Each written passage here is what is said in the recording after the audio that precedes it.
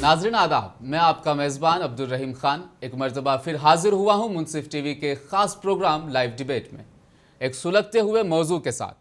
आज हम बात करेंगे इलाकाई ज़बान में प्रोफेशनल कोर्सेज किस तरह। दोस्तों, दुनिया भर में माहिरीन की अक्सरियत इस बात से इत्तफ़ाक़ करती है कि मादरी ज़बान में तालीम के हासिल करने से तलबा को समझने और अपनी तख्लीकी सोच व फ़िक्र के इजहार का बेहतरीन मौका उन्हें मिल जाता है। हिंदुस्तान की बात करें तो हिंदुस्तान दुनिया का एक ऐसा वाहिद मुल्क है जहां सबसे ज़्यादा ज़बानें बोली जाती है। उर्दू के अलावा हिंदी, उड़िया, आसामीज़, इस तरह से कई मुख्तलिफ़ ज़बानें हिंदुस्तान भर में बोली जाती है और समझी भी जाती है। ये हकीकत है कि संविधान के 8वें शेड्यूल में शामिल 22 ज़बानों में से सिर्फ उर्दू और कोंकणी ज़बान का इस्तेमाल करने वालों में मुसलसल कमी आई है। मुल्क में एक जानिब मरकज़ी हुकूमत आला तालीमी इदारों में हिंदी को लाजमी करने की कोशिश कर रही है, वहीं गैर हिंदी रियासतें इसकी शदीद मुखालफत भी कर रही हैं। अगर तमिलनाडु की बात करें तो तमिलनाडु ने क्या एक्शन लिया, इस बारे में आपको बताते हैं कि उन्होंने असेंबली में हिंदी को लागू करने के खिलाफ करारदाद पास कर लिया है, जबकि तेलंगाना हुकूमत मरकज़ के इस इक़दाम को गैर आइनी करार दे रही है। नाज़रीन, आज हम इलाकाई ज़बानों में आला तालीम पर गुफ्तगू कर रहे हैं। हमारे साथ स्टूडियो में तालीमी मैदान की असरदार शख्सियतें मौजूद हैं। हमारे मेहमानों में प्रोफेसर आमिरुल्लाह खान साहब है। आपका शुमार विश्व के नामवर इकोनॉमिस्ट में होता है। मुल्क और गैर मुल्क के कई बड़े तालीमी इदारों के साथ आपकी वाबस्तगी है। आपके जो तहकीकी मकाले हैं, अगर मैं उनकी बात करूँ तो सिर्फ हिंदुस्तान ही नहीं बल्कि दुनिया भर में कदर की निगाह से देखे जाते हैं। आप एक बेहतरीन पॉलिसी साज भी हैं। तहे दिल से इस्तकबाल है सर आपका हमारे इस खास प्रोग्राम में। हमारे दूसरे मेहमान हैं डॉक्टर शेख अब्दुल रहमान साहब। तालीमी मैदान में आप भी लंबे अरसे से एक्टिव हैं, खिदमत बजा ला रहे हैं। स्किल डेवलपमेंट से लगभग 40,000 बल्कि इससे ज़ायद भी हो सकते हैं, मैं कहूँगा इससे ज़ायद तलबा की आपने रहनुमाई की और रोज़गार के मौक़े आपने फ़राहम करवाए हैं। आपका भी बहुत इस्तकबाल है सर हमारे इस खास प्रोग्राम में। अब्दुल रब साहब, आप भी हमारे बीच मौजूद हैं, आपका भी स्वागत है हमारे इस खास प्रोग्राम में। आप मेडिकल यूनिट के माहिर हैं, ख़ासकर नौजवानों में किस तरह मेडिकल सेक्टर को लेकर बेदारी लाई जाए, इस पर आप बहुत मालूमात अपने पास रखते हैं। आप सबका तहे दिल से स्वागत है सर हमारे इस खास प्रोग्राम में। फ़िलहाल वो जो वीडियो हम देखना चाहते थे कि आखिर क्या कहा इस मौजू पर हमारे देश के प्रधानमंत्री और गृह मंत्री ने, वो एक बार सुन लेते हैं। और युवाओं के लिए मातृभाषा में एकेडमिक इकोसिस्टम भी बनाना होगा। लॉ से जुड़े कोर्सेज मातृभाषा में हो, हमारे कानून सहज सरल भाषा में लिखे जाएं, हाई कोर्ट्स और सुप्रीम कोर्ट के महत्वपूर्ण केसेस की डिजिटल लाइब्रेरी स्थानीय भाषा में हो। इसके लिए हमें काम करना होगा। इससे सामान्य मानवी में कानून को लेकर जानकारी भी बढ़ेगी और भारी भरकम कानूनी शब्दों का डर भी कम होगा। मैं देश के प्रधानमंत्री श्री नरेंद्र मोदी जी को बहुत बहुत धन्यवाद देश भर के विद्यार्थियों की ओर से देता हूं कि नई शिक्षा नीति में उन्होंने प्राथमिक शिक्षा में और टेक्निकल और मेडिकल एजुकेशन में बच्चे की मातृभाषा को अहमियत देकर बहुत बड़ा एक ऐतिहासिक निर्णय किया है। मोदी जी ने हिंदी, तमिल, तेलुगु, मलयाली, गुजराती, बंगाली ये सभी भाषाओं में मेडिकल और इंजीनियरिंग की शिक्षा उपलब्ध कराने का जो आह्वान किया, मुझे आज गर्व होता है कि भारतीय जनता पार्टी की शिवराज सिंह सरकार ने देश में सबसे पहले मेडिकल की शिक्षा हिंदी में शुरू कर मोदी जी की इच्छा की पूर्ति की है। सुना अब्दुल रब साहब आपने क्या कहा हमारे गृह मंत्री जी ने। वो कह रहे हैं कि मेडिकल में जब हिंदी की मुदाखलत हो जाएगी उसके बाद ये जो कोर्स है बहुत ज़्यादा आसान हो जाएगा। मैं तमाम कोर्सेज़ की बात करूंगा सर आपसे, पॉलिटेक्निक की, बीटेक की, एमबीबीएस की, तमाम तर कोर्सेज़ में अगर हिंदी दखल दे देती है जिस तरीके से जो मंशा है हुकूमत की, क्या असर इस पर पड़ेगा सर? देखिए साहब, सबसे पहली बात मैं ये बता दूं कि हमारे गृह मंत्री ने अभी जो बात कही है जी कि देश में पहली बार मेडिकल कोर्स को जो है ना हिंदी में किया जा रहा है, तो यहाँ पर मैं छोटी सी तरदीद करूँगा। अगर हम उस्मानिया यूनिवर्सिटी की जो है ना प्रीवियस हिस्ट्री उठा के देखते हैं तो हमारी जो मेडिकल तालीम यहाँ पर शुरू हुई है वो सारी की सारी उर्दू में, उर्दू ज़बान में थी। और जितने भी यहाँ के पहले से लेके 7-8 बैच जो निकले हैं हमारे डॉक्टर्स, जिसमें हमारे पूर्व चीफ मिनिस्टर मर्री चन्ना रेड्डी साहब और हमारे कम्युनिस्ट के माने हुए जो है international leader doctor Raj Bahadur गौर साहब, डॉक्टर सक्सेना साहब, डॉक्टर QA बारी साहब के कितने ऐसे नाम हैं जो ये सब उर्दू मीडियम से पढ़े हुए हैं जी। लेकिन इसके लिए सबसे पहली चीज़ ये बननी चाहिए हमारे पास कि ज़मीनी सतह पर हमको पहले काम करना पड़ेगा। आप किसी भी कोर्स को जब किसी लैंग्वेज में आप उसको कन्वर्ट करना चाहते हैं तो चूँकि इंग्लिश एक इंटरनेशनल लैंग्वेज है, तो अब जब अगरचे आप मेडिकल कोर्स को तेलुगु में करना चाहेंगे तो सबसे पहले आपको जो है ना एक ट्रांसलेशन डिपार्टमेंट कायम करना पड़ेगा। मेडिकल की जितनी भी किताबें हैं, जितनी भी यानी उसके टर्मिनोलॉजीज हैं, उनको पहले तेलुगु में ट्रांसलेट करने पड़ेगा। जिस तरह उस्मानिया यूनिवर्सिटी में उस दौर में जो है ना उर्दू के ट्रांसलेशन का बाकायदा पूरा एक डिपार्टमेंट बना हुआ था हर कोर्स के लिए। न सिर्फ मेडिकल की बात कर रहा हूँ मैं, लॉ के लिए को यहाँ पे ट्रांसलेशन डिपार्टमेंट था, इंजीनियरिंग के लिए ट्रांसलेशन डिपार्टमेंट था। तो ये पहले तो हमको अगरचे हम रीजनल लैंग्वेज में जब जाना चाहते हैं, ये बात यानी अपनी जगह तय है कि नामुमकिन कोई चीज़ नहीं होती है, मुश्किल है, लेकिन मुश्किल को हल करने के लिए पहले आपको ज़मीनी सतह से काम करते आना पड़ेगा।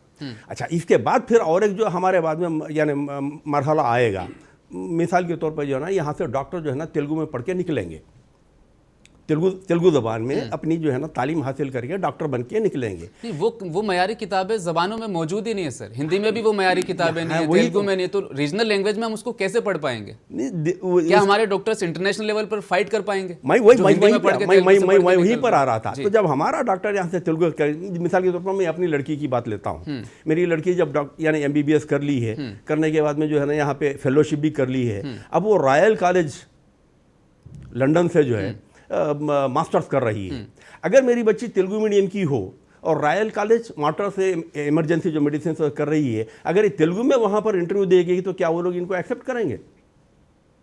तो इसके लिए आपको रीजनल लेवल पर जो है ना इतने मराद कायम करने पड़ेंगे, इतने पोस्ट आपको खोलने पड़ेंगे, जितने भी तेलुगु में पढ़ के जो उन लोग हैं तो उनको यहीं पर आपको एडजस्ट करना पड़ेगा। तो ये सही वक्त तो नहीं था ना सर? बिल्कुल नहीं, सही वक्त नहीं है ये, बिल्कुल नहीं। पहले आपको तैयारी करनी चाहिए थी, उसके बाद इन चीजों को लाना चाहिए। देखिए, उसी में वाला जमीनी सतह पर हमको पहले तैयारी, ग्राउंड लेवल पर जब तक हम तैयार नहीं होते तो आप किसी भी कोर्स को जो है ना एकदम से आप अनाउंस कर देंगे कि भाई हम ये कोर्स को यानी इस लैंग्वेज में कर देंगे, तो फिर वो आप आगे बढ़ने की जो है ना यानी ऐसी कुछ राह नज़र नहीं आती। तो पहले आपको ग्राउंड लेवल पर काम करना पड़ेगा। अगर रीजनल लैंग्वेज को आप लाना, सब उतने क्यों बता रहे हैं? अब मैं हिंदी की बात करता हूँ, राजभाषा जो हमारी है, राजभाषा में कई अनुवाद हुए हैं, लेकिन कौन उसका जो है ना उपयोग करता है बताइए। मैं आपको एक छोटी सी मिसाल देता हूँ। हम ट्रेन या रेलगाड़ी हम जिसको कहते हैं, हिंदी में जो है ना उसका अनुवाद हुआ है, उसको कहा है कि लघुपथ भक भक गामिनी। कितने लोग जानते हैं लघुपथ भक भक गामिनी? कोई भी नहीं जानता सर, कोई नहीं जानता। तो वो ट्रांसलेशन करके फायदा क्या हुआ हमारे को? उसका कोई लाभ नहीं हुआ ना। तो हम जो चीज कम्युनिकेशन मुश्किल हो जा रही है, और ज्यादा मुश्किल हो जा रही है, और ज्यादा कम्युनिकेशन को इजी बनाना हमारा काम होना चाहिए। तो ये अमरुल्लाह साहब, मैं आपकी तरफ आना चाहूंगा। हिंदी मातृभाषा या राजभाषा, इस पर आपकी क्या विशेष राय? देखिए, जब ये बहस हुई थी 1947 के पहले कॉन्स्टिट्यूशन में, तो ये बड़ी बहस थी और इस पे कई लोगों ने अपनी बात कही। और चूंकि आज़ादी की लड़ाई जो है वो उसका एक मुद्दा ये ज़रूर था, उस वजह से उन दिनों बड़ा इसरार रहा कि हिंदी को डिक्लेयर कर देना चाहिए कि ये राष्ट्रभाषा हो। लेकिन फिर बहुत गहमा गहमी हुई, बड़ी गड़बड़ हुई। फिर वो एक मुंशी अयंगार फार्मूला आया, उस फार्मूले के तहत ये कहा गया कि 15 साल तक हम कुछ नहीं करेंगे, अंग्रेज़ी चलेगी, 15 साल के बाद हिंदी हो जाएगी। जी बिल्कुल। 15 साल होने से पहले फिर ये तय हुआ कि नहीं भाई हम तैयार नहीं हैं, जब तक सारे लोग मानेंगे नहीं, सारे स्टेट मानेंगे नहीं, हम इसको कन्वर्ट नहीं करते।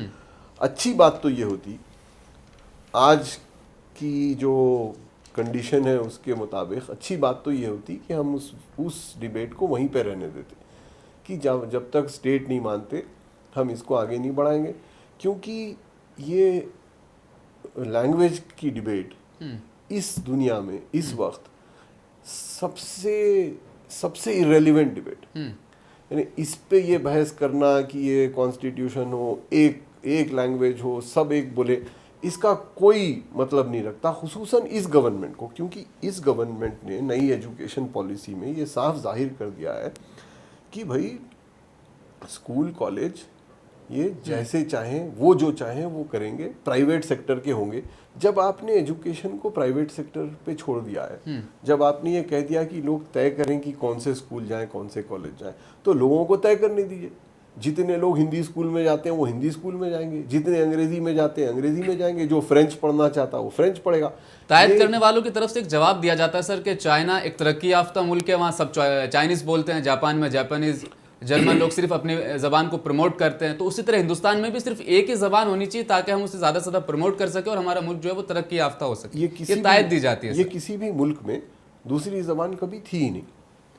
इस वजह से ये नहीं कि किसी ने वहाँ तय किया कि सारे चाइनीज बोलेंगे, वहाँ सब लोग चाइनीज शुरू से बोलते। जापान हमेशा जहाँ, और ये बड़ी इंपॉर्टेंट बात है ये जो आपने कही, आप देखिए कि जहाँ पे ज़बान को लेके बहस हुई या ज़बान को लेके ज़बान मुसल्लत की गई, वो कंट्री टूट के बिखर गया। पाकिस्तान बांग्लादेश हमारे सामने की मिसाल है। जापान कोरिया, जापान ने बहुत कोशिश की कि वो कोरिया को कब्जे में कर ले, लेकिन वो अलग ज़बान बोलते थे। उन्होंने जापानी कहा, उन्होंने कहा खुदा हाफिज। कनाडा में कैनेडियन ज़माने से क्यूबेक को कह रहे हैं कि अंग्रेज़ी बोलो, वो बोलते हैं नहीं हम फ्रेंच बोलेंगे, और उस पर वो तैयार हैं कि वो अलग मुल्क बना ले। स्पेन में बास्क रीजन ज़बान पे तैयार है कि अलग हो जाए। इंग्लैंड में, आयरलैंड, आप जिस मुल्क में देखें वहाँ पे जहाँ पे भी आपने ये कहा कि मेरी ज़बान बोलो, वहाँ लोगों ने कहा अच्छा टाटा बाय बाय, जो हमारे तमिलियन भी कह रहे हैं। और यही होगा हमारे पास भी। ज़बान की डिबेट तो बिल्कुल ही अजीब किस्म की डिबेट है हमारी। अगर आप देखें अब हमारी हालत ऐसी है कि हमारे पास 15 करोड़ लोग भूखे सो रहे हैं रोज़, हमारे पास 22 करोड़ लोगों के पास नौकरी नहीं है, हमारे पास 28 करोड़ लोग गरीबी की जो लाइन है उसके नीचे हैं, और आप लिए जा रहे हैं कि ये हिंदी बोलें या तेलुगु। यानी इसमें कौन सी अक्लमंदी है, ये कभी समझ में नहीं आता। और जो एक बड़ी इंपॉर्टेंट बात मैं बताना चाह रहा हूँ, आज के दौर में ये जो तकनीकी दौर है, कंप्यूटर्स वाला दौर है, इसमें वो मुल्क जिसके तुलबा को ज़्यादा ज़बानें आती हैं, वो ज़्यादा इम्पोर्टेंट मुल्क है। आज हमारे पास क्यों आते हैं लोग? हमारे पास हैदराबाद में, आप हैदराबाद की मिसाल ले लीजिए कि फेसबुक आके क्यों ले आता है बच्चों को हमारे पास, क्योंकि हम उनको 40 बच्चे ऐसे देते हैं मौलाना आज़ाद यूनिवर्सिटी में जो फारसी जानते हैं, हम उनको 50 ऐसे बच्चे दे देते हैं इफ्लू में जो कुरियन बोलते हैं, हम स्पेनिश के 200 बच्चे दे देते हैं उनको, हम तमिल सिखाते हैं अपने बच्चों को। उस वजह से हमारे बच्चों को नौकरी मिलती है। आजकल ये जो इंटरनेट 2 और इंटरनेट 3 है, उसमें हो क्या रहा है, उसमें सारी ज़बानों को लेके कंटेंट का इजहार हो रहा है, और ऐसा इजहार हो रहा है कि आप किसी भी ज़बान में उसको पढ़ सकें। इसीलिए आपको चाहिए ऐसे लोग जो कई ज़बानें बोल सकें। और वो लड़का, ये जो नया दौर है, अगला 50 साल का दौर है, उसमें आप कहीं पे भी तहकीक देखिए कि कौन से बच्चों को नौकरी मिलेगी। तो वो जो पुराना दौर था जिसमें कि मैथ्स जिसको आती है उसको नौकरी मिलेगी, या साइंस जिसको आती है उसको नौकरी मिलेगी, अब ये साफ जाहिर है, ये बड़ी तहकीक बड़ा क्लियर है इस पर कि उन लोगों को मिलेगी जो कई ज़बानें जानते हैं, जो कई ज़बानों में सोच सकते हैं, जो कई ज़बानों में लिख सकते हैं। इन सब चीज़ों को मद्देनज़र रखते हुए हम ये डिबेट करते रहें कि हम क्या बोलें, उसके बाद हम अगली डिबेट ये होगी कि हम क्या पहने, क्योंकि जापान में हर आदमी सूट पहनता है, तो हम यहाँ पे भी सबको सूट पहने। महात्मा गांधी जी की एक लाइन में ज़रूर कोट करना चाहूँगा। उन्होंने कहा कि हिंदुस्तान की कोई राष्ट्रभाषा होनी चाहिए, और जिस देश की राष्ट्रभाषा नहीं है वो देश गूंगा है।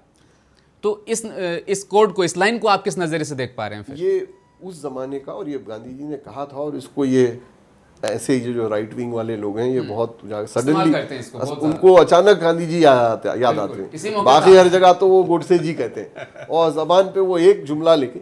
आप देखिए कि गांधी जी ने ये कब कहा? गांधी जी ने ये उस वक्त कहा जिस वक्त एक ज़बान की बड़ा बोलबाला था। जर्मनी प्रोमिनेंट हो गया था क्योंकि वो एक ज़बान, जापान एक ज़बान, रशिया एक ज़बान, लेकिन ये तीनों मुल्क बर्बाद हो गए इस ज़बान के चक्कर में। तीनों मुल्कों ने शिकस्त खाई।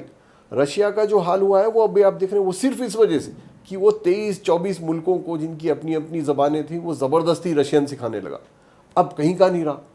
अब यूक्रेन में वही करना चाह रहा है। तो क्या हम वैसा बनना चाह रहे हैं? क्या हम रशिया बनना चाह रहे हैं? क्या हम पाकिस्तान बनना चाह रहे हैं जिसमें हम हर एक को ये कहें कि भाई एक ज़बान बोलो? और वो कौन सी ज़बान होगी? अक्सर ये कहते हैं कि 40% लोग हिंदी बोलते हैं, लेकिन अगर आप राजस्थान की हिंदी और यूपी की हिंदी देखें, राजस्थान में ही अगर आप 25-30 डायलेक्ट देखें तो वो अलग अलग ज़बानें हैं। तो हम अगर ये चाहें कि जो एक फिगर ये है कि तकरीबन 18% एक ज़बान बोलते हैं, वो 18% वाली ज़बान हम चाह रहे हैं कि 100% बोलें। जैसे 18% वेजिटेरियन है इंडिया में, हम चाह रहे हैं कि 100% वेजिटेरियन हो जाए। ये इस किस्म की डिबेट जिसमें हम ये बताएं लोगों को कि वो बोलें क्या और खाएं क्या और पहने क्या, उस फिर किस्म की कम्युनिकेशन को डिबेट। आसान कैसे बनाया जाएगा सर? एक मैं आता हूँ, मुझे तेलुगु भी सीखनी पड़ेगी, मलयालम भी सीखनी पड़ेगी, कन्नड़, सारी लैंग्वेज मुझे सीखनी पड़ेगी, और एक तरफ वो बात कर रहे हैं कि सिर्फ आपको हिंदी सीखनी है, आप हर स्टेट में जाके बोलिए। तो ये कम्युनिकेशन को और ज़्यादा ईजी मतलब करना हो जाएगा। तो यही बात जो इंदिरा गांधी का मैं वो कोट करूंगा कि 3 लैंग्वेज फॉर्मूला जो वो लेकर आई थी कि आप अगर रीजनल किसी स्टेट में है तो फर्स्ट लैंग्वेज आपके रीजनल स्टेट की रहेगी, उसके बाद हिंदी भी रहेगी और इंग्लिश भी रहेगी। मतलब फिर वही हुआ ना, साउथ स्टेट्स आप- ने क्या किया, उस चीज को अप्लाई नहीं किया, इसीलिए आज हम इसी पोजीशन पर खड़े हैं कि हमें ये सब बातचीत करनी पड़ रही है कि हिंदी क्यों और क्यों नहीं। तो आप क्यों तय कर रहे हैं मेरे लिए? मैं हूं ना, मैं जानता हूं कि मुझे क्या करना है। मैं अगर चाहूं कि मुझे सऊदी अरब जाना है नौकरी के लिए तो मैं अरबी सीखूंगा। मैं चाइना जाना चाहूँ, आज बहुत सारे बच्चे चाइनीज सीख रहे हैं, अमेरिका में बहुत सारे हिंदी बच्चे से आपत्ति क्यों? सवाल यही तो है, मतलब हिंदी से आपत्ति किस बात को लेकर के है? हिंदी कल्चर से- खत्म हो रहा है आपका? नहीं, किसी को हिंदी से आपत्ति नहीं है। आपत्ति इस बात से, दुश्वारी ये है कि हम कितनी जबानें सीखें स्कूल में। हम वैसे ही बच्चे को हमारे मार डालते हैं 9-10 सब्जेक्ट सिखा के। अब आप चाह रहे हैं कि वो 3 और 4 जबानें सीखे। नहीं, आप बच्चे को छोड़ दीजिए कि भाई मेरा बच्चा है, मैं चाहूंगा कि ये, या मेरा बच्चा चाहेगा कि मेरी लड़की चाहती है कि वो जापान जाए, वो जापानी सीखेगी। एक और लड़का चाहता है कि वो इंग्लैंड जाए, वो इंग्लिश सीखेगा। एक और लड़का चाहता है अरब जाए, अरबी सीखेगा। ये क्यों जरूरी है कि आप जो जबान बोले वो सीखे वो? और जहां पर मार्केट होगा वो जबान चलेगी। और कौन सी जबान चलती है? बिल्कुल सही सर। फिलहाल लेंगे छोटा सा ब्रेक के बाद बातचीत का ये जो सिलसिला है इसी तरह जारी रहेगा।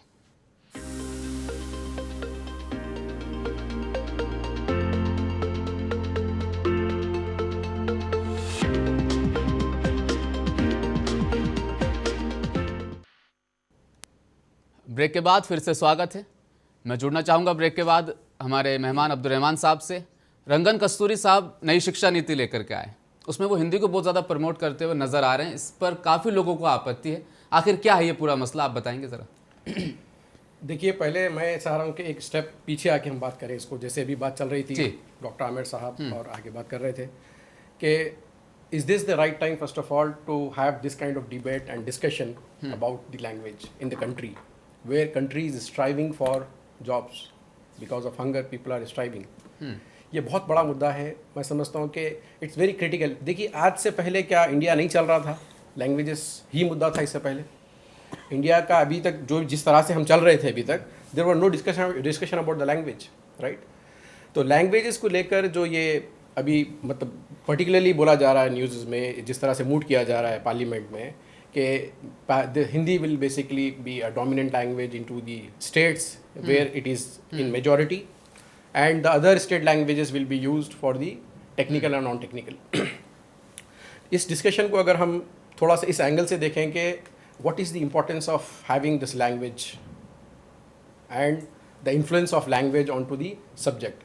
देखिए, बच्चे जो है आज हमारे पास, अगर आप सिलेबस देखें हमारा, जैसे भी बात हो रही थी कि हमारे पास जो सिलेबस पढ़ाया जा रहा है, अगर हम किसी इंजीनियरिंग की बात करें या फार्मेसी की बात करें, हम स्पेशली मैं प्रोफेशनल कोर्सेज की बात कर रहा हूँ, already it is heavily loaded, बहुत ज़्यादा हेविली लोडेड सब्जेक्ट। बच्चों के पास इसी सिलेबस को कवर करने टाइम नहीं है। मैं अभी रिसेंटली बात कर रहा था फार्मेसी के बच्चे से, बेटे आप बताइए कि किस सब्जेक्ट में आप फार्मेसी करने के बाद यू आर परफेक्ट? बोलते कि sir I am not perfect in anything. मतलब क्यों? बोलते कि sir I have studied 40 subjects. बिल्कुल 40 सब्जेक्ट्स पढ़ी है और उसको ये नहीं पता है कि वो किसमें परफेक्ट है। तो मुद्दा मैं समझता हूँ कि this is I mean you know far away from looking at कि what is the due diligence has been done when we started talking about the language and language को लाकर मैंडेट किया जाए, लैंग्वेज को लेकर मैंडेट किया जाए country में। पहले न्यू एजुकेशन पॉलिसी आई, इसी को लेकर लोग जो है ना इम्प्लीमेंटेशन और इसकी पॉलिसी फ्रेमवर्क को लेकर जो है ना डिबेट चल रही है। 2 दिन पहले सारे के सारे नेशनल करिकुलम फिर फ्रेमवर्क रिलीज़ हुआ। तो ये सारी चेंजेस अभी ऑलरेडी चल रही है। ऊपर से ये एक नया बर्डन स्टूडेंट्स पे। तो मैं चाहता हूँ कि इसको इस एंगल से देखा जाए कि what is the importance and how it is going to influence your studies. क्या बच्चे ये लैंग्वेज में पढ़ने के बाद, जैसे अभी आरिफ साहब बता रहे थे कि बच्चे अगर लेट्स से तेलुगु में उसने जो है ना प्रोफेशनल कोर्स किया, is it really going to help? Because national policy एक तरफ ये बोलती है higher education institution will be multidisciplinary institutions, और यहाँ पर न्यू एजुकेशन पॉलिसी ये भी बताती है कि we are going to invite international universities in India. एक साइड में हम ये बात कर रहे हैं, दूसरी साइड में हम बात कर रहे हैं कि भाई लैंग्वेज को इम्पोज करेंगे। Is it not contradicting? सही बात। ये एक पॉइंट हो गया। दूसरा पॉइंट ये है कि आप इसको थोड़ा सा इंटरनेशनल डायमेंशन से आप इसी छोटा आंसर चाहूंगा सर। हाँ जी, इंटरनेशनल डायमेंशन से आप इसको देखें तो it is again going to create a, मतलब there is from student perspective it is not going to add any value. In fact उल्टा ये होगा, जैसे मेरे पास एक स्टूडेंट आया अभी, वो ये 10th से he has done in Telugu, 10+2 he did in again Telugu, graduation Telugu में कराया। अभी वो क्लास में आके बैठा हुआ है शॉर्ट प्रोफेशनल कोर्स के लिए, and he unable to understand the subject, the language. तो इसका जो इम्प्लीकेशन है उसको ये देखें कि भाई how it is going to help student, is it really going to help students, या फिर अभी तक जो चल रहा था उससे कोई बड़ी मेजर प्रॉब्लम खड़ी हो गई कि जिसकी वजह से लैंग्वेजेस चेंज करने की जरूरत पड़ी है। बिल्कुल सही। आमिरुल्लाह साहब, आपके पास आना चाहूँगा। साउथ स्टेट जो ये 5 स्टेट खास तौर पर, इन्हीं 5 पर एक इल्ज़ाम उन लोगों की तरफ से लगाया जाता है जो हिंदी को चाहने वाले हैं। उनका ये मानना है कि यहाँ की जो लोकल पार्टीज़ है, रीजनल जो पार्टीज़ है, वो ये नहीं चाहती कि हिंदी की जो मुदाखलत हो वो इन साउथ स्टेट्स में आए, क्योंकि अगर हिंदी भाषा बोलने वाले लोग यहाँ, अगर हिंदी भाषा को समझने लग गए लोग यहाँ पर, तो हमारी जो नेशनल जो पॉलिसीज़ है, जो स्कीमात है, उनको यहाँ पर हम लोग लागू करेंगे और इनकी जो हुकूमत है वो चली जाएगी। तो ये एक बहुत बड़ा इल्ज़ाम साउथ स्टेट के ऊपर लगता है, इस पर मैं आपकी राय चाहूँगा। वो सदर्न स्टेट भी वही कहते हैं कि भाई ये जो आपके पॉलिटिशियन हैं ये आपको नहीं चाहते कि यही तेलुगु सीखें या तमिल सीखें, और जहाँ पे नौकरियाँ हैं, नौकरियाँ आप कहाँ हैं? लखनऊ में और बनारस में। नौकरियाँ सारी हैदराबाद और बेंगलोर और मद्रास में। हिंदी पढ़ के करेंगे क्या आप? रांची जाएंगे, जयपुर जाएंगे, कौन वो? यानी एक तो सीधी सीधी बात ये है। दूसरी बात ये है कि आपको ये समझना चाहिए कि आजकल ज़बानों की जो डाइवर्सिटी है उसको रेस्पेक्ट करना चाहिए। आपके अगर 5 बच्चे हों और वो 5 मुख्तलिफ हों तो फ़ायदा है। वो 5 अगर सब एक ही तबला बजा रहे हो तो कौन सी बड़ी बात कर ली आपने? तो आपको चाहिए कि डाइवर्सिटी बढ़े। और ये जो चाइना की बात, मैं भूल गया वो बताना, मैं आपको बता दूं, ये बड़ा मिथ, मैं आना चाह रहा था, ये बड़ा मिथ है। ये बड़ा मिथ है कि चाइना में सिर्फ चाइनीज बोली जाती है। चाइना में कई किस्म की ज़बानें हैं, वो मैंडरीन, वो वू और ये वी और कई सारी ज़बानें हैं, और वो मुख्तलिफ ज़बानें हैं, और चाइना गवर्नमेंट उस सब मुख्तलिफ ज़बानों को प्रोटेक्ट करती है। अगर आप छोटे छोटे मुल्क देखें ना, हंगरी एक बड़ा अहम मिसाल है, छोटा सा मुल्क है, वो हंगरी से ये सब बंजारे आते हैं ओरिजिनली, तो वो उनकी अपनी अपनी ज़बान होती है, हर ट्राइब की अपनी ज़बान होती है, और हंगेरियन गवर्नमेंट उस डाइवर्सिटी को रेस्पेक्ट करती है और पैसे देती है कि आप वही ज़बान बोलें और वही ज़बान के टेलीविज़न चैनल हों और रेडियो चैनल हो। तो हमको तो चाहिए कि हम वो उसका बढ़ावा दें, और न ये कि हम, और ये बहस जो है ये हिंदी और अंग्रेज़ी की नहीं है, ये बहस है आपको अपनी ज़बान चुनने की, फ्रीडम की। मैं तेलुगु बोलता हूँ, मेरी शादी हुई है किसी से जो बंगाली और तमिल बोलती है, मेरे बच्चे पले बड़े हैं दिल्ली में, वो कौन सी ज़बान बोलेंगे? उनकी मर्जी, वो चाहे अंग्रेज़ी बोलें, चाहे तेलुगु बोलें, चाहे उर्दू बोलें, चाहे फ्रेंच बोलें। आप ये जो सियासी लीडर हैं इनको देखिए, इनके बच्चे क्या बोलते होंगे? इन सब के बच्चे अंग्रेज़ी बोलते हैं। उर्दू को तो सर मुगलों की विरासत समझ लिया गया, अंग्रेज जो अंग्रेज़ी छोड़ के गए उसे जुल्म की दास्तान समझ ली गई, तो बच्ची हिंदी, इसीलिए हिंदी को मान लेना चाहिए। इस तरह के भी कुछ जो है वो बातें निकल कर सामने आती है। असली मुद्दा वो है, असली मुद्दा ये है कि भाई ये उर्दू जो है मुसलमानों की ज़बान है, इसको ख़त्म करो, इसको अब हिंदी ले आओ। और असल में आप देखें तो ठीक है, चलिए उर्दू अगर मुसलमान, हालांकि उसका कोई जवाज़ नहीं, लेकिन अगर उर्दू 1800 से 1947 तक बोली गई, 1947 के बाद जो ज़बान बोली गई वो तो फिल्मी ज़बान है ना, उसको हिंदी उर्दू बोलना क्या है? वो फिल्मों की वजह से कुछ लोगों को आती है वो ज़बान, और वो ज़बान हिंदी भी है, उर्दू भी है। आर्टिकल 343 से 351 तक हाँ। वो 22 ज़बानों को हिंदुस्तान में लागू किया गया कि ये जो है वो ज़बानें हैं, हमारी राजभाषाएं हैं। 14 से 22, 14 पहले 18 थी, फिर संशोधन हुआ, फिर 4 और उसमें ऐड हुई और 22 हो गई।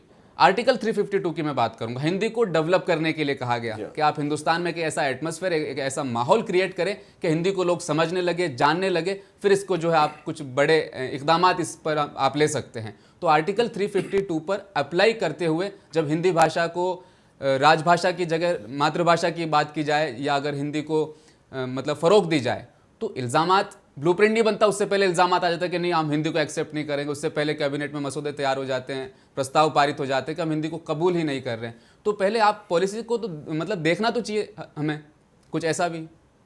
देखिए, अगर हिंदी को आप बढ़ावा दे रहे हैं और हिंदी के लिए आप पैसे खर्च कर रहे हैं तो ज़रूर कीजिए, किसी ने उसको रोका नहीं। लेकिन अगर आप हिंदी को ये कह रहे हैं कि ये मैंडेटरी हो जाए, कि ये ज़बरदस्ती हम हिंदी के अलावा कोई ज़बान नहीं होगी, तब जाके लोग नाराज़ होते हैं। अगर आप हिंदी पढ़ाएं, और सब लोगों ने हिंदी पढ़ी, आप हिंदुस्तान के जो स्कूल जाते हैं, कम जाते हैं बच्चे स्कूल, कॉलेज और कम जाते हैं, वो जितने जाते हैं 1960 से लेके 1990 तक 25-30% लोग स्कूल जाया करते थे, उन 25-30% को आती हिंदी। आप पहले अगर स्कूल बना दें और वो जो 40% लोग स्कूल से बाहर हैं उनको स्कूल में ले आए, अहमियत तो उसकी है ना कि आप लोगों को कुछ तो पढ़ाएं, हिंदी बाद में पढ़ाइए, कुछ पढ़ा दीजिए। बिल्कुल जाहिल तो नहीं रहे लोग। 40% आबादी यूपी की और 50% आबादी बिहार की, आज तक उसने स्कूल को नहीं देखा। अब जिन्होंने कभी कुछ नहीं पढ़ा उनको आप इस बहस में मुलविस कर रहे हैं कि भाई हिंदी पढ़ो चाहे अंग्रेजी, उसको ना हिंदी आती ना अंग्रेजी आती, स्कूल ही नहीं पता। आपकी अहमियत तो वो होनी चाहिए कि पहले तो स्कूल को खोले, स्कूल खोल के 2-4 बैचेस निकालें, उसके बाद सोचिए आपकी कौन सी ज़बान। अभी तो आप बस ऐसी भी मयार है। तो ये जो बात है, ये बात अक्लमंदी की बात किसी तरह से नहीं है। ये तो ज़बरदस्ती की बात है कि हम ज़बरदस्ती करेंगे कि एक ज़बान जो 150 साल पुरानी थी, क्योंकि हमने तय कर लिया है कि ये मेजॉरिटी रिलीजन की ज़बान है। हालांकि इस मेजॉरिटी रिलीजन की ज़बान भी नहीं है। कोई एक टेक्स्ट, कोई एक हिंदुइज्म का टेक्स्ट आप बता दें जो हिंदी में लिखा हुआ हो, कोई नहीं है। ज़बान ही 100 साल पुरानी है, तो क्या लिटरेचर होगा उसमें।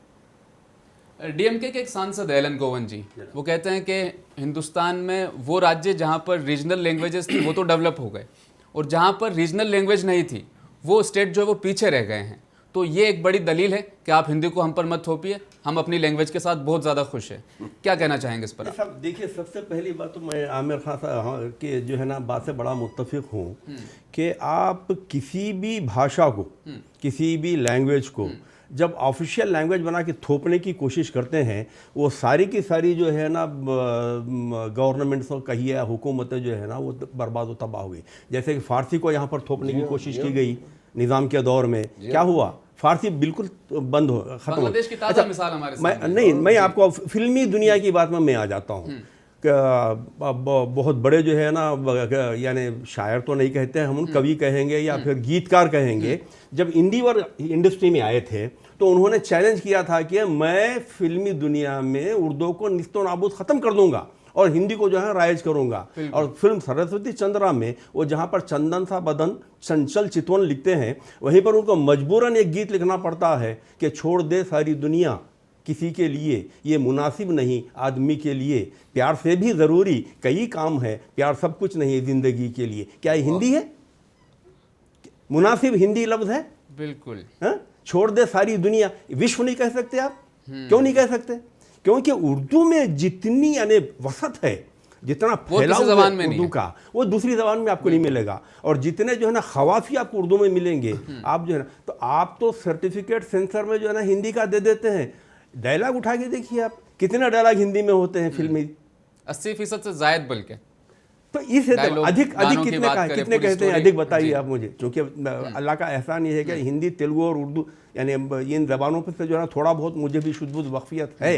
तो इसलिए से अभी आपने एक और बात मुझे बताई थी कि चाइना में जो है ना सिर्फ चाइनीज़ बोली जाती है और वहाँ के लोग जो है ना किसी और भाषा को नहीं बोलते। हमारे आमिर साहब ने उसका यानी वो भी किया दिया है। लेकिन सबसे पहले मुझे ये भी बताइए आप, अगर आप हमारी भाषा को यहाँ पर हमारे हिंदुस्तान में हमारी जो राजभाषा हिंदी है, तो जब हिंदी को आप मुसल्लत करेंगे तो आप उतने जो है ना मौक़े भी फराहम कीजिए ना। भाई बिहार का मेरा लेबर आता है, मैं लेबर की बात कर रहा हूँ। आपने जैसा कहा है कि बिहार से 40% जो है ना लोग जो हैं वो नाखवानदा हैं, पढ़े हुए नहीं है। वो यहाँ आता है तो वो मजबूर है यहाँ की तेलुगु सीखने के लिए। वो आके यहाँ की भाषा हिंदी नहीं सिखाएगा, यहाँ की तेलुगु सीखेगा वो, क्योंकि मध्य प्रदेश के सर्वाइवल एजुकेशन मिनिस्टर है विश्वास सारंग जी। जी हाँ। विश्वास सारंग ये कहते हैं कि हिंदी बोलने से मैं छोटा भारतीय नहीं हो जाऊंगा या तमिल या तेलुगु बोलने से मैं छोटा भारतीय नहीं हो जाऊंगा, मैं भारतीय हूं, मैं सारी जबानें बोल सकता हूं, लेकिन हिंदी को मैं प्राथमिकता पे इसलिए रखता हूं क्योंकि 43% आबादी हिंदुस्तान की हिंदी जबान में आसानी से कम्युनिकेशन कर पाती है। क्या कहना चाहेंगे? राजस्थान में जो है ना हिंदी कितने टाइप की बोली जाती है, आप क्यों हिंदी जो है, आप देखिए हिंदी 43% का एक आंकड़ा बताते हैं सर, वो रिपोर्ट में भी पेश करते हैं कि 43% लोग हैं, बाकी एक तरफ 56% लोग हैं। चलिए वो मान भी लें जी, लेकिन हम भारतीय इस वजह से नहीं होते कि हम हिंदी बोलते हैं, वरना आधा नेपाल भारतीय हो जाता है। 7 मुल्क हैं जहाँ पे हिंदी बोली जाती जी। भाई हम अंग्रेजी बोलते हैं तो क्या हमको शहरियत मिल गई इंग्लैंड की, या हम फ्रेंच सीखते हैं तो क्या हम मोरक्को के सिटीजन हो गए। भाषा से, जबान से शहरियत का क्या ताल्लुक।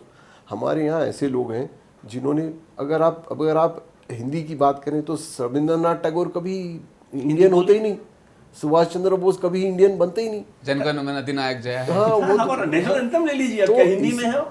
तो अगर आप नेशनलिज्म को या पैट्रियोटिज्म को या सिटीजनशिप को अगर आप जबान से जोड़ दें तो आधी जनता हमारी हिंदुस्तानी है ही नहीं। तो ये बड़ी कन्वीनियंट बात है कहना। और खुद एमपी में कितने लोग होंगे जो हिंदी बोलते हैं। ये हमारे होम मिनिस्टर हैं, हमारे एजुकेशन मिनिस्टर हैं, इनको कभी स्कूल चले जाना चाहिए और छोटे बच्चों को देखना चाहिए। हमारी जो अहमियत है वो किसकी है? बच्चों की है ना, उनको पढ़ाना है ना हमको कि वो क्या सीखेंगे। ये बात तय है कि अगर हम हमारे स्कूल में इंग्लिश पढ़ाएं छोटे बच्चों को तो वो नहीं सीखते। इंग्लिश जहाँ जहाँ पे भी आपने ज़बरदस्ती पढ़ाई वहाँ पे बच्चे स्कूल से निकल गए, ये बात तय है। लेकिन अगर आप भोंगीर में जाके उन बच्चों को इंग्लिश हटा के हिंदी पढ़ाएंगे, वो फिर स्कूल छोड़ देंगे। आपको ज़रूरी है कि वो वहाँ की लोकल लैंग्वेज पढ़ाएं, उनके माँ की ज़बान पढ़ाएं। मातृभाषा और राष्ट्रभाषा इसीलिए 2 अलग चीज़ें हैं। मेरी माँ जो बोलती है वो ज़बान में मुझे पढ़ाइए, आप मुझे असमीज़ में पढ़ाइए असम में तो मैं स्कूल जाऊँगा। अगर आप मुझे हिंदी में पढ़ाएंगे तो मुझे हिंदी, फ़ारसी, अरबी में फ़र्क क्या है? वही होगा, मैं स्कूल छोड़ दूंगा। और ये अक्सर हुआ है कि ज़बान की वजह से आप देखिए हिंदी स्कूल जहाँ पे भी चले वहाँ पे ड्रॉप आउट रेट बहुत ज़्यादा रहा, क्योंकि हिंदी सीखना उतना ही मुश्किल था जितना मैथ सीखना, क्योंकि वो दोनों लैंग्वेज नई लैंग्वेज थी। तो ज़रूरी ये है कि आप सबको इख्तियार दें कि वो कौन सी ज़बान सीखना चाहेंगे। और हर माँ बाप ये आप चाहेगा। पॉलिसी साज भी रहे, मैं आपसे जानना चाहूँगा जो पॉलिसीज बनती है गवर्नमेंट की वो कौन सी ज़बान में बन रही है? 70% हिंदी ज़बान में बन रही है। देखिए पॉलिसी जो यही आंकड़े पेश किए जाते रहे, इसीलिए मैं पूछना हाँ जो फिलहाल बन रही है वो हिंदी में बन रही है। 70% पिछले 6-7 साल में जो बन रही है वो इसलिए बन रही है क्योंकि जो पार्टी रूल करती है वो पार्टी सिर्फ वहीं से है जहाँ हिंदी बोली जाती है। सिवाय कर्नाटक के कोई ऐसी रियासत नहीं है जहाँ के उनके पास MLA और MP है। इस वजह से अगर वो पिछली सरकार देखें आप तो वो सारे वो पॉलिसी मेकर वो थे जो बंगाली बोला करते थे UPA में। उससे पहले अगर आप देखें तो पॉलिसी मेकर वो थे जो मलयाली बोला करते थे। लेकिन ये इत्तेफाक हो कि 4-6 लोग ऐसे आ जाएं प्लानिंग कमीशन में जो उड़ीसा के हों तो वो थोड़ी तय कर देंगे कि सारा मुल्क उड़ीसा बोलेगा, उड़िया बोलेगा। बिल्कुल सही। तो अब सोचिए अगर हम 4-5 कंसल्टेंट्स को ले आए जो यूपी गवर्नमेंट कर रही है और वो 4-5 फ्रेंच हो तो क्या यूपी की जबान फ्रेंच हो जाएगी? तो इस तरह की दलील देना तो कोई माने ही नहीं रखता। बिल्कुल सही। साथ में ट्रांसलेशन भी तो दे रहे हैं ना साहब, इंग्लिश में ट्रांसलेशन भी तो दे रहे हैं। जी हाँ, जरूरी है, मजबूरी है। फिलहाल रुकेंगे छोटे से ब्रेक के लिए। ब्रेक के बाद बातचीत का ये सिलसिला इसी तरह जारी रहेगा।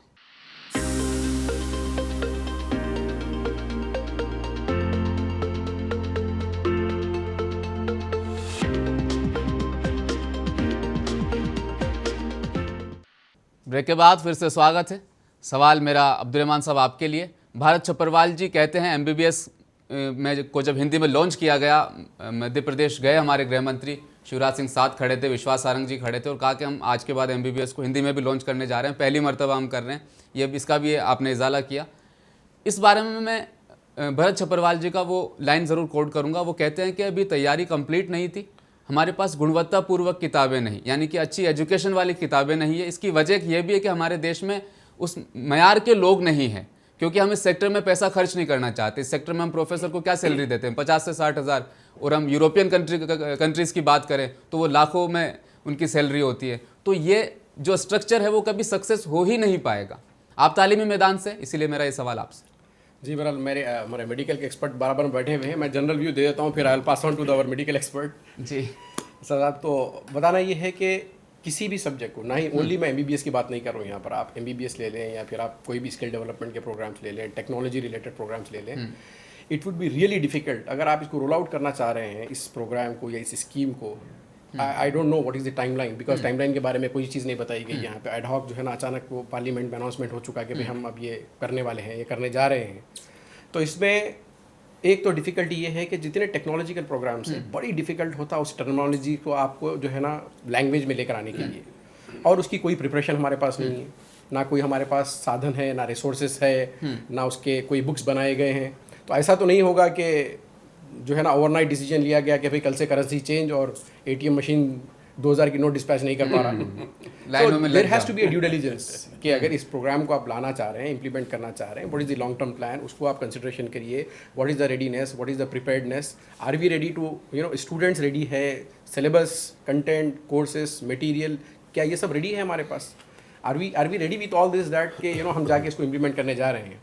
तो मैं समझता हूँ कि ट्रायल सेशन होना चाहिए था। बिल्कुल, इसके लिए मैं आपसे ज़्यादा जानकारी चाहूँगा इस पर। श्याम मनोहर जी 32 साल तक वो आंदोलन लड़ते हैं सिर्फ इसी के लिए कि एमबीबीएस की जो पढ़ाई है वो हिंदी में भी कहीं ना कहीं लागू कर दी जाए। इसके लिए वो 32 साल तक आंदोलन करते हैं। वो ये कहते हैं कि 12वीं कक्षा यानी +2 के बाद जब कोई स्टूडेंट हायर एजुकेशन के लिए आता है इस सेक्टर में, इस फील्ड में, तो वो आसानी से तमाम चीज़ों को इंग्लिश में नहीं समझ पाता, नहीं पढ़ पाता। इसीलिए मैं हिंदी का सपोर्ट कर रहा था, और अब उन स्टूडेंट्स को फ़ायदा हो जाएगा जो हिंदी मीडियम में +2 में मेडिकल सेक्टर में थे और आगे उनको हिंदी मीडियम में एमबीबीएस मिल रही है। इस पर आप क्या कहना चाहेंगे? साहब, मैं उन्हीं की बात को जो है ना दोहराता हूँ मैं। मिसाल के तौर पे जैसे ही इन्होंने कहा कि भाई ये +2 के बाद जब ये आएगा और हिंदी पढ़ेगा तो आसान हो जाएगा, इंग्लिश को समझने में मुश्किल हो जाएगी।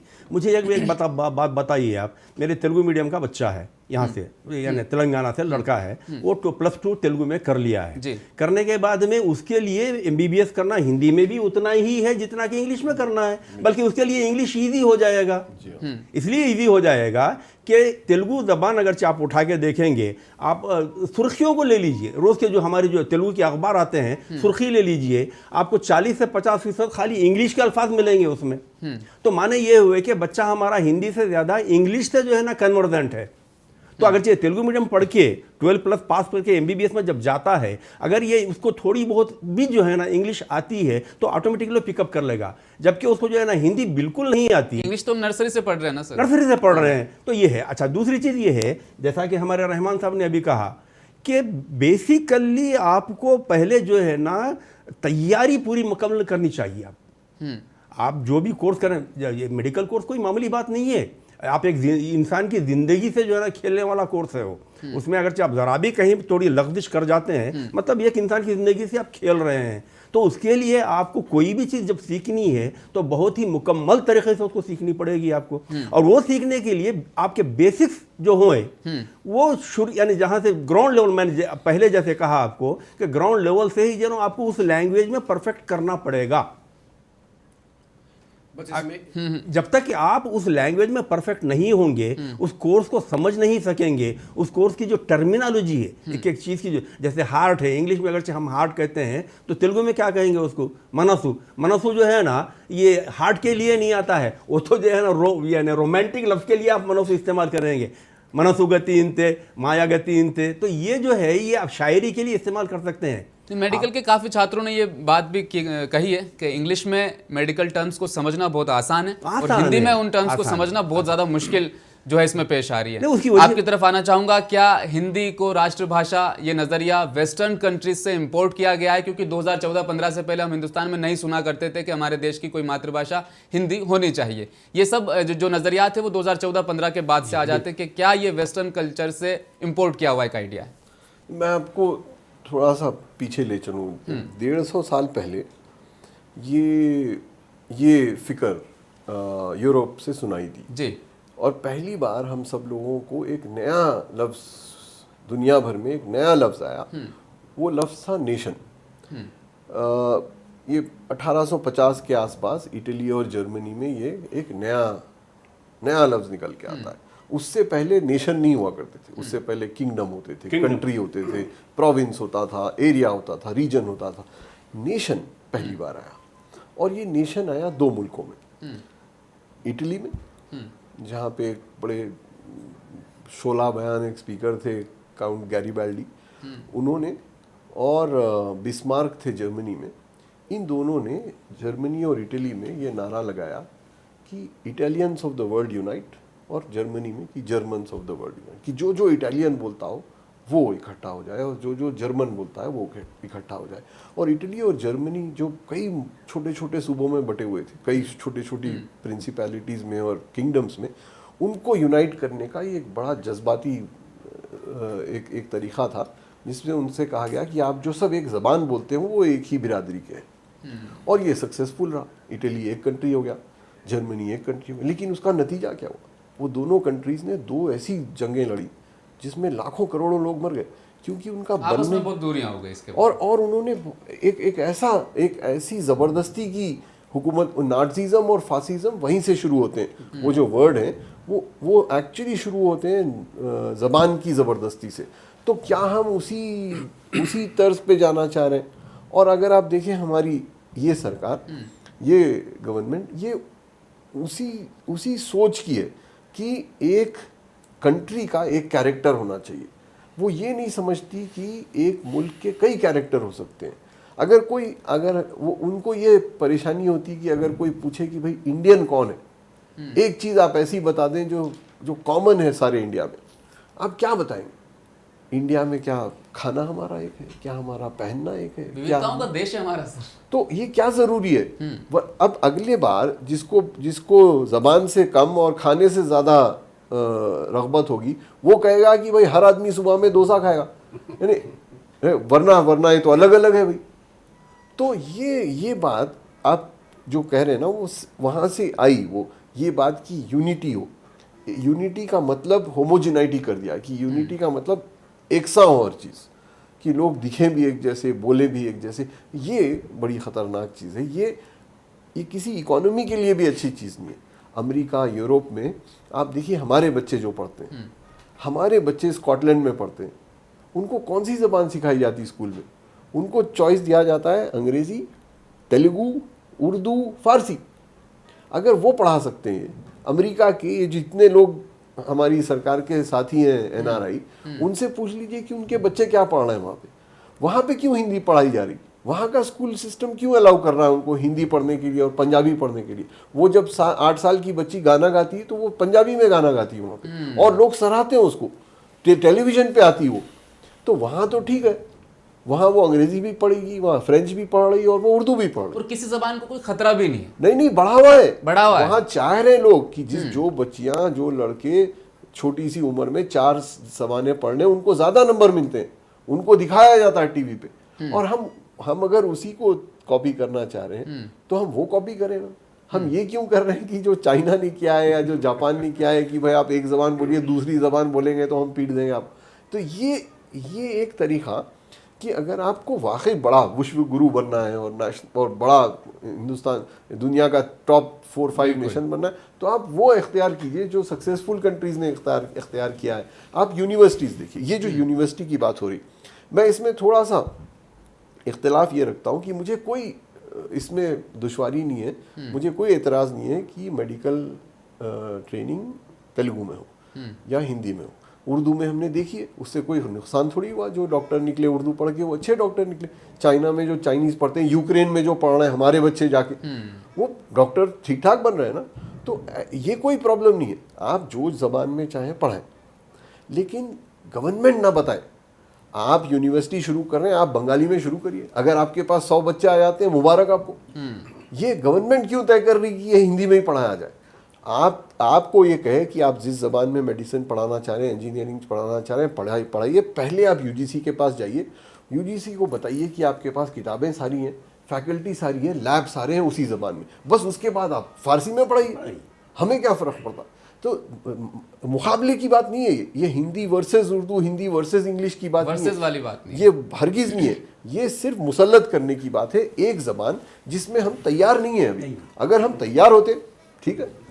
हिंदी के जो हिमायती है उनका एक इल्ज़ाम मैं यहाँ पर लेना चाहूँगा, साउथ इंडियन जो स्टेट्स हैं उनको ख़तरा है हिंदी से, इसीलिए हिंदी को यहाँ पर वो नाफिज होने देना नहीं चाहते हैं। क्या एक तहजीब से दूसरी तहजीब को कोई ख़तरा पैदा हो सकता है भला?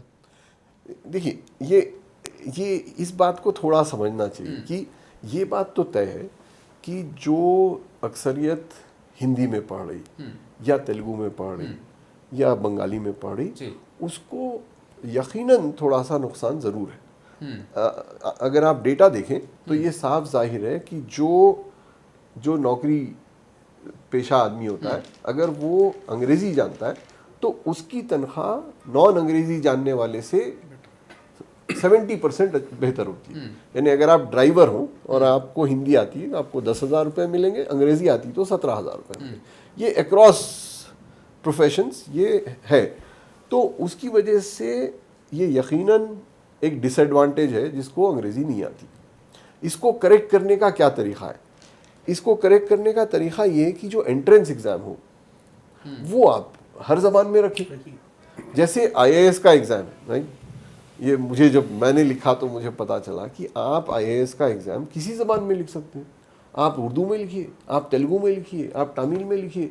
अगर आप उस ज़बान में उतने नंबर ले आए, मेरे साथ के कई बच्चे ऐसे हैं जो हिंदी और उर्दू में पढ़ के आए थे और वो बड़े बड़े ओहदेदार हैं अब। तो एंट्रेंस एग्ज़ाम आप उसी में रखिए। आप फिर ये तय कर लीजिए कि पहले साल में हर एक को जो भी मीडियम ऑफ इंस्ट्रक्शन है वो इतना आ जाए। जैसे अगर आप देखिए इंडिया से बच्चे जा रहे हैं जापान पढ़ने, जर्मनी जा रहे हैं पढ़ने, तुर्की जा रहे हैं पढ़ने, वो कौन सी ज़बान में पढ़ रहे हैं? वो जापानीज़ और जर्मन और तुर्की में पढ़ रहे हैं। वो जाके पहला साल वो मेरे स्टूडेंट हुआ करते थे लंदन में, चाइनीज़, 20 साल पहले, उनको एक लफ्ज़ नहीं आता था अंग्रेज़ी का, एक लफ्ज़ नहीं। लेकिन जब वो आते थे हमारी यूनिवर्सिटी को लंदन में, तो पहले 6 महीने वो सिर्फ अंग्रेज़ी सीखते थे और 6 महीने में वो इतने अच्छे हो जाते थे जितना कोई बांग्लादेशी या पाकिस्तानी। तो ये तरीक़े करने का लेकिन उनके ऊपर उनको चॉइस था। वो चाहते लंदन आते अंग्रेज़ी में पढ़ने, कुछ चले गए फ्रेंच में पढ़ने, कुछ चले गए कोरियन में पढ़ने, आपकी मर्ज़ी।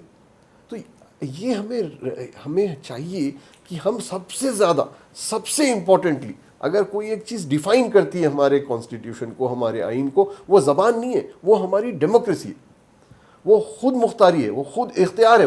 वो इख्तियार अगर हम सीख लेना तो ये सारी बहसें ख़त्म हो जाए। साहब की बात से एक और मैं भी इत्तेफाक करूँगा। जैसे आपने कहा कि एंट्रेंस एग्ज़ाम जो होता है आपकी अपनी जो पसंद की लैंग्वेज है उसमें होगा, ठीक है। अब जैसे नीट का मामला सकते हैं, आप उसमें से अपने चुन लिए सकते हैं। जैसे नीट का मामला है, जी। मेडिकल जो एंट्रेंस टेस्ट है हमारा, कॉमन जो टेस्ट है, जो नेशनल एक एलिजिबिलिटी टेस्ट बना दिया गया है MBBS में या BDS में एडमिशन के लिए, उसमें जो है ना 14 लैंग्वेजेस को राइज कर दिया गया है। 14 ज़बानों में आप लिख सकते हैं। तो जब 14 ज़बानों में आप लिख रहे हैं, आपको यहाँ पर जो है ना ये फैसिलिटी दी गई है, तो फिर हिंदी मुसल्लत करने की बात क्यों आ रही है? मतलब आप खुद अपने आप को कॉन्ट्राडिक्ट कर रहे हैं ना। बिल्कुल सही। आप जब खुद को कॉन्ट्राडिक्ट करेंगे, या तो फिर आप खुली तरीके से बोल दीजिए कि सिवाय हिंदी के किसी और भाषा में कोई लिखेगा तो वो एलिजिबल ही नहीं होगा, या तो पूरी तरीके से आप ऐसे ओपन आ जाइए, या नहीं तो फिर आप जैसे आपने कहा कि सबको मराद दीजिए। अच्छा, जब ये तेलुगु में एग्जाम लिख के चला गया बच्चा, अब जब MBBS के फर्स्ट ईयर में जब बैठेगा, क्या इसको तेलुगु में पढ़ाया जाएगा? MBBS का नहीं पढ़ाया जाएगा उसको। क्या हिंदी में पढ़ाया जाएगा? नहीं, क्योंकि हिंदी में हम तैयार ही नहीं है। तो इस बच्चों को इंग्लिश में ही पढ़ना पड़ेगा। हिंदी है हम वतन, हिंदोसता हमारा। बिल्कुल। 19,500 अलग अलग लैंग्वेज है, 19,500 या सिर्फ एक लैंग्वेज? सवाल है सर मेरा आपसे ये। नहीं, सवाल देखिए, आप जो हिंदी की बात कर रहे हैं ना, हिंदी, अल्लामा इकबाल ने बहुत अच्छी बात कही कि हिंदी है हम वतन, हिंदुस्तान हमारा, इसमें कोई दो राय हो ही नहीं सकती। जब हम हिंदुस्तानी है तो ऑटोमेटिकली हम हिंदी हो गए। ये तो हिंदी भाषा नहीं हुई, आपकी शहरियत हुई। सामने जैसा कहा, बिल्कुल आपकी शहरियत है ये भाषा नहीं। भाषा तो हमारी डाइवर्सिटी है। हर जो इलाके में अलग। आप तेलुगु, मिसाल के तौर पर तेलुगु की मैं बात ले लेता हूँ। मिल गया सर मुझे जवाब मेरा। यहाँ जवाब कंप्लीट हो गया आपका कि रीजनल बात है। सवाल जो है वो डाइवर्सिटी डाइवर्सिटी में की वजह से है। वो भाषा नहीं है वो। एक सवाल मेरा आपसे आमिरुल्लाह साहब, हिंदी, हिंदू, हिंदुत्व, ये 3 वर्ड एक साथ आ जाते हैं। मुस्लिम अपीजमेंट की भी एक राजनीति है पॉलिटिक्स से, इस तरह की बातें भी खुलकर सामने आ रही इस वक्त, क्योंकि आप उर्दू को एक तरफ बिल्कुल नज़रअंदाज कर रहे हैं, बल्कि ज़बान अगर ख़त्म होती जा रही तो आपको उसकी हिफाजत करनी चाहिए। रिपोर्ट ये कहती है कि उर्दू जो ज़बान के जो बोलने वाले हैं उनमें कमी आई है, तो ज़बान की हिफाजत के लिए आपको इक़दाम उठाने चाहिए। लेकिन आप इक़दाम कहाँ उठा रहे हैं? हिंदी को मातृभाषा घोषित करने के लिए। तो ये हिंदी, हिंदू और हिंदुत्व वाला मुद्दा बन जाता है। इस पर आप अपनी खुलकर एक राय दे दीजिए। इसमें जो पॉलिटिकल साइंस के एक्सपर्ट हैं वो ये कहते हैं कि हमारी जो तर्ज हुकूमत है अब और जिस तरह की हमारी पॉलिटिकल कैनवसिंग है वो ये है कि हम कम से कम क़ुव्वत लगाएं, कम से कम एफर्ट लगाएं और ज़्यादा से ज़्यादा वोट हासिल करें। इसको अंग्रेज़ी में पॉपुलिज्म कहते हैं। पॉपुलिज्म का मतलब ये होता है कि आप उतने लोगों को देख लें जो आपके साथ होंगे। तो आपको मालूम है कि अगर मुझे इलेक्शन जीतना है तो मुझे 36-38% वोट चाहिए। अब ये 36-38% कौन है? ये 36% वो है जो हिंदुत्व चाहता है, ये 36% वो है जो वेजिटेरियन बनना चाहता है, ये 36% वो है जो हिंदी वाला है। तो आपने कहा कि ठीक है, ये जो 64% है वो मुझसे नाराज़ हूँ, मुझे कोई फ़र्क नहीं पड़ता जी। जब तक मेरे पास ये 36% है मैं जीतता रहूँगा। तो एक अच्छा लीडर वो होता है कि जो आवाम चाहती है ना उसके खिलाफ काम कर सके, चूंकि उसमें उनकी भलाई है। लेकिन वो सरकार जो वो करती है जो आवाम चाहती है वो पॉपुलिस्ट सरकार होती है, वो एक इकोनॉमी को नीचे ढकेलती है। इसीलिए आप देखिए पिछले 8 साल से हमारी सरकार तो बड़ी मजबूत हो गई और मजबूत होती जा रही, लेकिन हमारी माशी हालत, हमारी फॉरेन पॉलिसी, हर चीज़ हमारी स्लाइड हो रही नीचे। वो सिर्फ इस वजह से, और ये जानबूझ के, क्योंकि उसमें मेहनत करनी पड़ती। इसमें तो आसान है, बच्चे को आप कोई बच्चा जिद कर रहा है तो मुश्किल उसको रेयर करना, मुश्किल तरबियत क्या है और आसान क्या है? आसान ये है कि वो उसने 25 आइसक्रीम खाए और एक के लिए रो रहा है, अब 26वीं खिला दीजिए। मुश्किल ये है कि आप उसको समझाएं कि नहीं भाई ये तुम्हारे लिए अच्छा नहीं है, अब तुम जो है थोड़ी तरकारी खाओ। वो फ़र्क है गवर्नमेंट में हमारी। ये बड़ा आसान है, इतने लोग चाहते हैं, ये पूरा बेल्ट है जिस पे हम हावी हैं, वहाँ पे लोग हिंदी चाहते हैं, दे दो। ज़रूरत महसूस कहाँ हुई?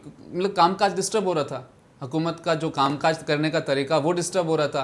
क्या किसी ने डिमांड की कि नहीं हमें हिंदी में ये सब दो? ये बात पैदा कहाँ से हो रही है? ये पैदा इस वजह से हुई कि एमपी का इलेक्शन हार गए जी, बिहार का इलेक्शन हार गए, जो हिंदी बोलते थे, जहाँ बाकी चीज़ें तो वही थी, लेकिन हिंदी की वजह से वहाँ हार गए। तो आपने कहा चलो इनके लिए हम हिंदी भी कर देते हैं। तो हिंदी जो है, और हमें मालूम है कि ये जो नॉन हिंदी वाले स्टेट है ये तो हमें वोट देंगे ही नहीं, तो इनको छोड़ो, ये नाराज़ होते हैं, नाराज़ हो, हमें हमारा 40% वोट तो मिल गया।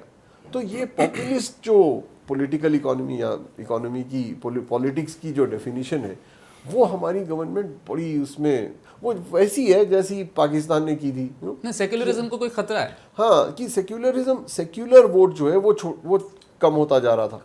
तो आपको सेक्युलर वोट है 15-20%, आपके पास कट्टर वोट है 40%, तो आप उन 40% को खुश करने के लिए ये बिल्कुल वैसी जिसके खिलाफ ये बोलते रहते हैं पाकिस्तान में ये हुआ कि भाई आसान था कि इस्लामिक रिपब्लिक डिक्लेयर कर दें आप, तो सब लोग आपके साथ हो गए।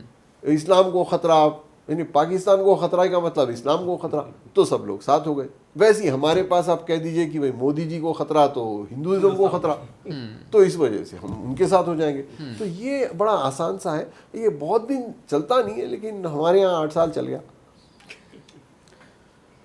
अब्दुर्रहमान साहब, आपके पास मैं आना चाहूँगा। आखिरी सवाल मेरा आपसे, अगर हिंदी में ये प्रोफेशनल कोर्सेज होने शुरू हो जाते हैं तो इसका आने वाले 20 साल के बाद में जो रिज़ल्ट हमारे सामने आएगा वो रिज़ल्ट किस तरह का होगा? देखिए, मैं थोड़ी इससे पहले जब गुफ्तगू कर रहा था यही बात बता रहा था कि हमको इसको थोड़ा सा हायर लेवल से देखना पड़ेगा, एरियल व्यू से देखना पड़ेगा इसको, कि भाई is it going to add benefit और डिसएडवांटेज। यानी अगर आप इस टाइप की अगर पॉलिसीज़ लाते हैं तो are we pulling back our self.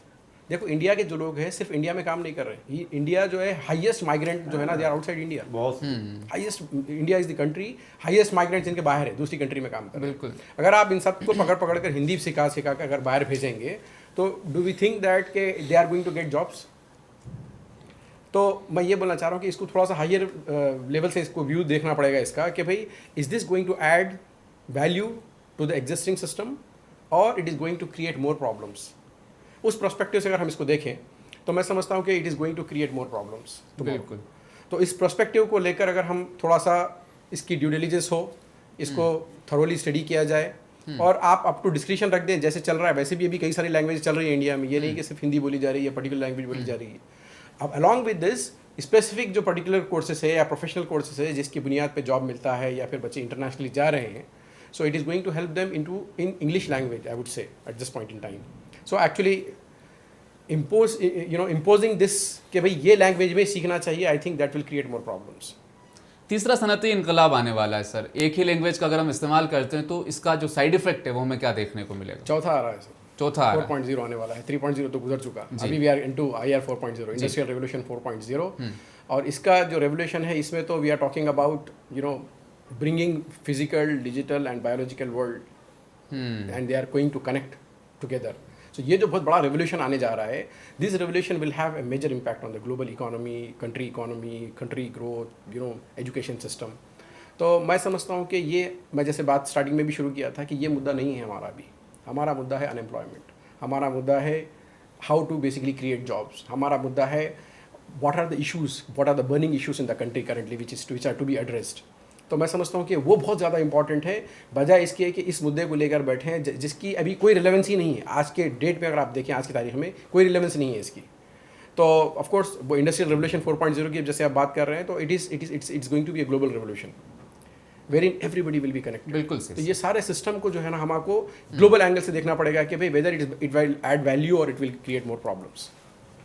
हम सब भारतीय हैं, संविधान को मानते हैं। संविधान का आर्टिकल 1 हमें कहता है Indians that is Bharat shall be A union of state. Union of state है हम। नेशनल और यूनियन ऑफ स्टेट में जो फ़र्क है, जो डिफरेंस है, इसके बारे में मैं ज़्यादा बातचीत नहीं करूंगा, प्रोग्राम को ख़त्म करना चाहूँगा। लेकिन यूनियन ऑफ स्टेट का मतलब यह है कि जो तमाम तर रियासतें हैं छोटी छोटी, जो मिलकर एक देश, एक नेशन भारत को बनाती है, वो तमाम रियासतें इस देश का हिस्सा है। और तमाम रियासतों में अलग अलग बोलियाँ बोली जाती है, जैसा कि 19,500 लैंग्वेजेस भारत में इस वक्त बोली जा रही है। मैं राजस्थान का हूँ, राजस्थान के बारे में बताना चाहूँगा। हर 30 किलोमीटर के बाद पानी और वहाँ की लैंग्वेज बदल जाती है। हर 30 किलोमीटर के बाद राजस्थान में पानी के साथ लैंग्वेज तो बदलती है, कल्चर भी वहाँ का बदल जाता है। और ये जो बात जो की जाती है कि 43% लोग इस मुल्क में हिंदी बोलने वाले हैं, ऐसा बिल्कुल नहीं है। उत्तर प्रदेश में ब्रज भाषा का इस्तेमाल किया जाता है। उसी तरह झारखंड की अगर हम बात करें तो वहाँ पर मैथिली भाषा का सबसे ज़्यादा प्रयोग किया जाता है। तो 43% जो लोग जो हिंदी बोलने वाले हैं, इस तरह के जो भ्रमित आंकड़े आपको दिखाए जाते हैं, ये हकीकत से काफ़ी दूर और काफ़ी परे हैं। तो आज के हमारे इस टॉपिक पर जो हमने डिस्कस की, जो हमारी जो गुफ्तगू थी, कहीं ना कहीं आपको ज़रूर फ़ायदा पहुंचाने वाली साबित होगी। इन्हीं लफ्ज़ों के साथ आज का प्रोग्राम यहीं पर ख़त्म होता है। देखते रहिए मुंसिफ टीवी न्यूज़। अल्लाह हाफ़िज़।